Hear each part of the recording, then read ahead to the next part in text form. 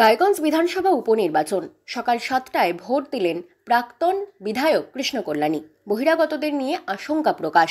রায়গঞ্জ বিধানসভা কেন্দ্রে আজ সকালে 7টা থেকেই ভোটদানের প্রক্রিয়া শুরু হয়েছে। এই উপনির্বাচনে রায়গঞ্জের প্রাক্তন বিধায়ক কৃষ্ণ কল্যাণী প্রথমেই এসে ভোট প্রদান করেন। ভোট প্রদান শেষে তিনি সাংবাদিকদের মুখোমুখি হন এবং কিছু গুরুত্বপূর্ণ মন্তব্য করেন। ভোট প্রদান এবং সাংবাদিকদের সাথে মত বিনিময়।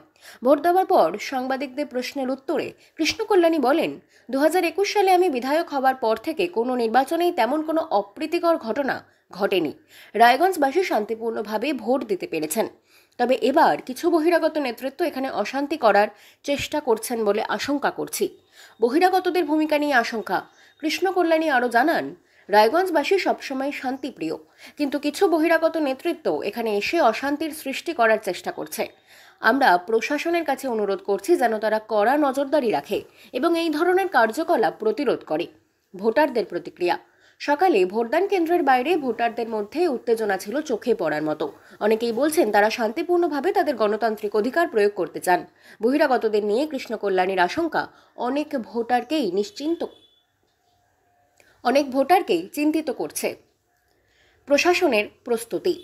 রায়গঞ্জ প্রশাসন এই নির্বাচনে শান্তি শৃঙ্খলা বজায় রাখতে কঠোর পদক্ষেপ নিয়েছে। নিরাপত্তা ব্যবস্থা জোরদার করা হয়েছে এবং প্রতিটি ভোট কেন্দ্রে পুলিশ মোতায়েন করা হয়েছে। বহিরাগতদের কার্যকলাপ প্রতিরোধে বিশেষ নজরদারির ব্যবস্থা করা হয়েছে।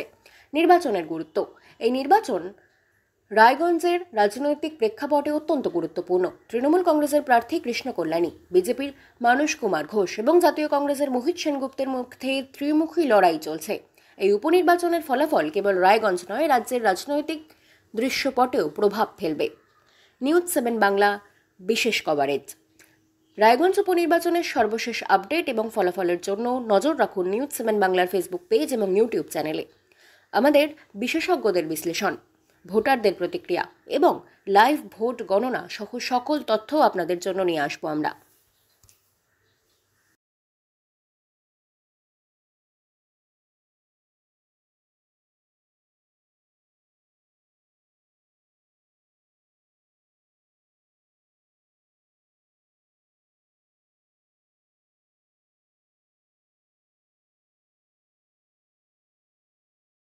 মুখে ঢুকে গেছে। ওবাইদা লোগো উঠাও। সরাই সরাই একটা হাতটা। বাবন দেখতে পাচ্ছিস? আরে বুমটা গার্ড হচ্ছে তো। আজকে দেখুন রায়গঞ্জে উপনির্বাচন, আমার ভোট রায়গঞ্জ কর্নেশন হাই স্কুলে। বুমপুলের নিচে নামান একটু। ভোট দিয়ে এখন বিভিন্ন বুথে আমি যাব পরিদর্শনের জন্য। এখন পর্যন্ত যেটা মানে সব জায়গায় ভোট কম বেশি চালু হয়ে গেছে। আমাদের এখানে আমাদের বুথে একটু দেরি করে চালু হয়েছে 10 মিনিট। এখন পর্যন্ত কোনো অপ্রীতিকর কোনো ঘটনা শুনিনি। এখন পর্যন্ত শান্তি শৃঙ্খলতা বজায় রয়েছে। বর্তমানটা নামা একটু কোনো রকম ওই ধরনের যদি হয় তাহলে আপনাদের সম্মুখে আসবো আর জনগণের উদ্দেশ্যে অবশ্যই। আশঙ্কা করছেন কোনো ঝামেলা হতে পারে? দেখুন, 2021 বিধানসভা থেকে দাঁড়িয়ে বিধায়ক হওয়ার পর 2023-এ যেমন পঞ্চায়েত কোনো গণ্ডগোল সন্ত্রাস হয়নি। এর আগে রায়গঞ্জবাসী রয়েছে কিছু বাইরের নেতা, যারা হয়তো এখন বিজেপির হাইকমান্ডে আছে, তারা যখন রায়গঞ্জে এসেছে তখন রায়গঞ্জ অশান্তি হয়েছে, সন্ত্রাস হয়েছে। শুধু আমি রায়গঞ্জে এসে বলবো আমাদের থেকে একটু সজাগ থাকবেন, সচেতন। দাদা, আপনার কাছে বড় চ্যালেঞ্জ, লোকসভা ভোটে হেরেছেন দাদা, একদম পরিষ্কার। এই বিধানসভা ভোটে আপনি কি মনে হচ্ছে?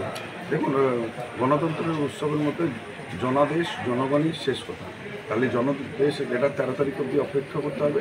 তবে যেই হিসাবে উন্নয়নকে পাথেয় করে যেই হিসাবে এবার প্রচার করা হয়েছে, সাধারণ মানুষ যেই হিসাবে আমাদের সমর্থন দেখিয়েছে আর যেই হিসাবে তারা সাড়া দিয়েছে, তাতে আপনারা দেখবেন এবার বিপুল ব্যবধানে তৃণমূল কংগ্রেস